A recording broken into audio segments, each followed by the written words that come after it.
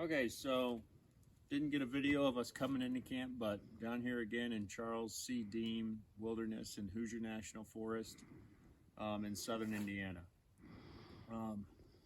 One of the nicest one of the nicest places to camp, and actually home of the Knobstone Trail. Well, I guess which is actually further south of here, but a really nice part of the country. The weather's great here. Generally, it's not extremely cold. It's not extremely hot. If you look around, it's pretty hilly here, so the landscape is great.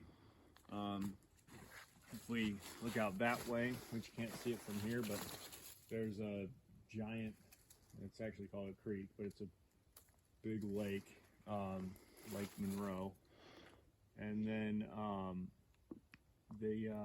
yeah, it's a good place to camp. You can come out here and you can do what they call dispersed camping, where you can camp wherever you want, which is nice. You're not limited to a designated camp space and stuff like that. And obviously that's kind of dependent on everyone being responsible and stuff, so that's what we're trying to do here. But anyways, I just wanted to run through how we set up camp. So it's me and my brother's with me on this trip. So we both just brought the tarps out. I got the oil skin, and I let him use my DD 3x3. And so what we did here is basically just an A-frame. We got a ridge line running there, attached with the Prusix with toggles.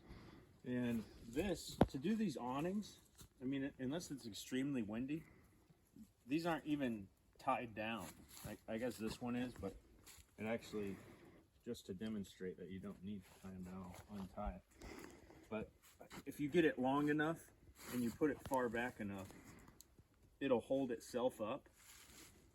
And I found that to be real handy, especially because the more stuff that you hang on the stick, lean back at an angle, the better it kind of even makes it stronger. So you can hang your jacket there, you can hang a lot of stuff there. It's plenty strong because it's all the weight of the tarp.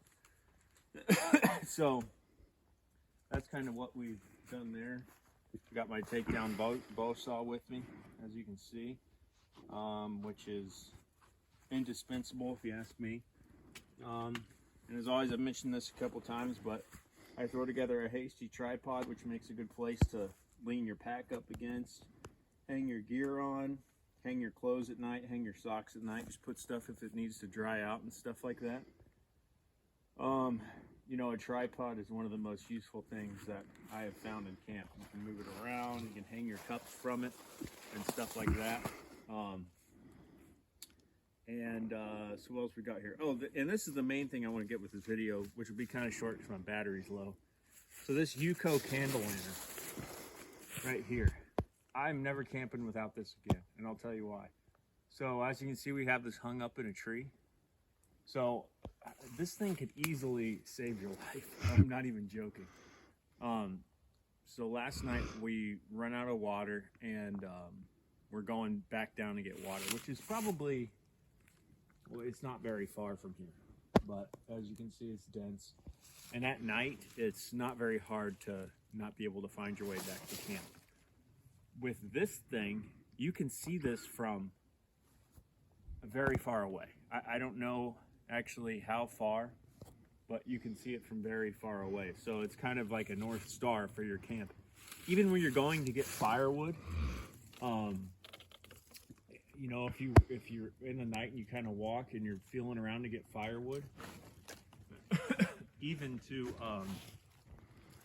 to be able to just quickly check back and see where your camp is, because let's say your fires run low and you're on the back side of your shelter where you can't see your fire, and the smoke is blown away so you can't even smell the smoke.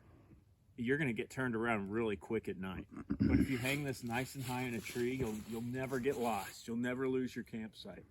And these UCOs are great. I mean, you can hardly blow them out yourself. So they're pretty wind resistant, but just hang it nice and high.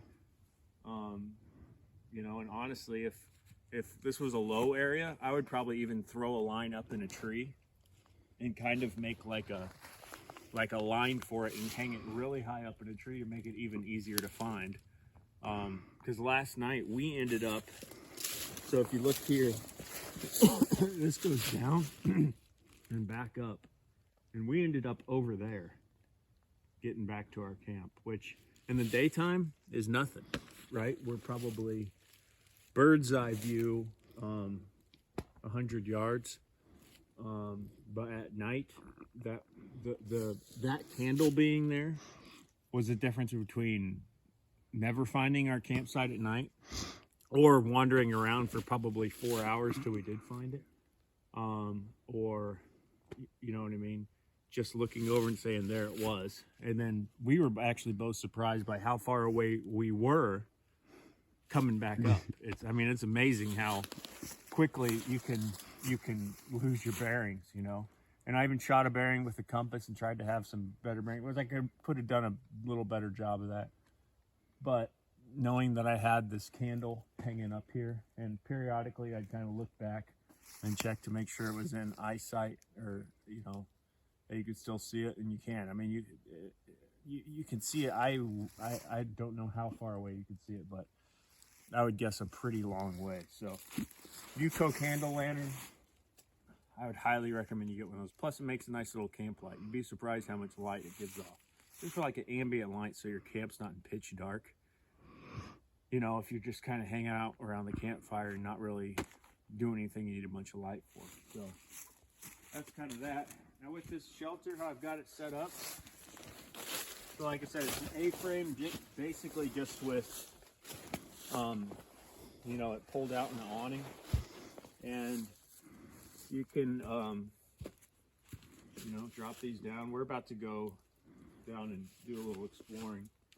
So you drop those down and, you know, make it nice and waterproof for you. Pretty water resistant as it is. If it was colder last night, I would have dropped the whole thing down and just let it go up against my bed there. But we were both nice and toasty, and I did want to show you that. My bed setup. So this is the canvas bed sleeve that I made, and as you can see, we got a raised bed. About the most simple way you can set it up. So it's just a log here, and I needed to get it a little higher, so you can see this log here. If you just lift it up and throw it under, then you can just get your bed a little higher if it's touching the ground. But this is probably the most comfortable sleep that I've had in a while. Like more comfortable than my bed at home. So, and I just picked up, this is the, what is it? It's an M1954 bag, or I believe it's an M1954 bag, old military bag, center zip. It's got the hood on it, which a hooded sleeping bag makes all the difference, because I don't like sleeping with a beanie on. I hate the feeling when you wake up and your hair's all matted, and I don't like the feeling of it.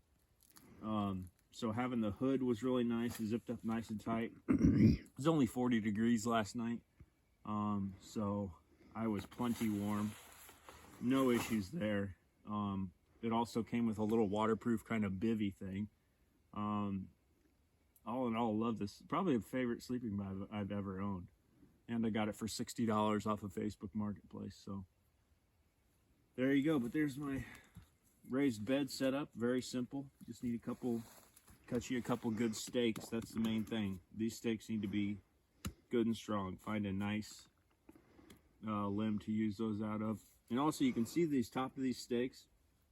I picked this up in a book I was just reading. If you bevel just a little bit the top of your steaks, it keeps them from splitting out when you hammer them down.